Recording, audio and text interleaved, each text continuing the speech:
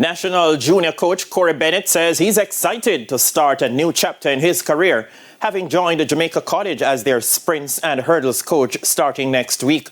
According to TVJ sports sources, Bennett signed his contract with the former many-time boys champions in the last few days. Speaking on Hits 92 FM's Sports Grill on Friday with host Garfield Jones, Bennett highlighted the difference between his coaching capacity at Calabar High and his upcoming role at Jamaica College.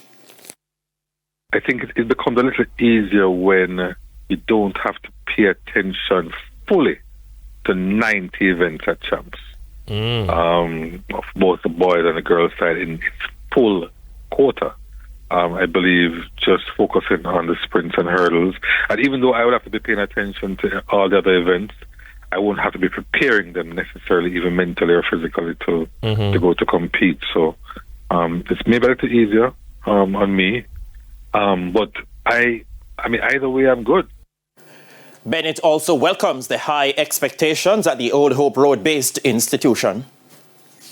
But sometimes, we don't want to judge ourselves only on somewhere where there's the least amount of challenges.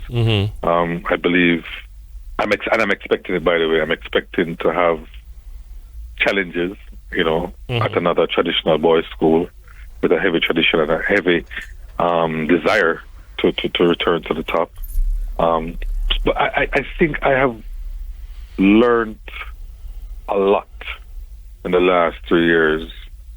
And I believe I have seen a lot. And I know a lot more now to be able to maneuver. Bennett guided Hydel to their second ISA Girls Champs title in March.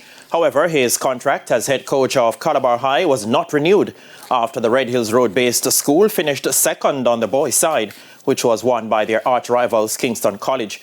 Bennett is set to be at JC for the next 3 years.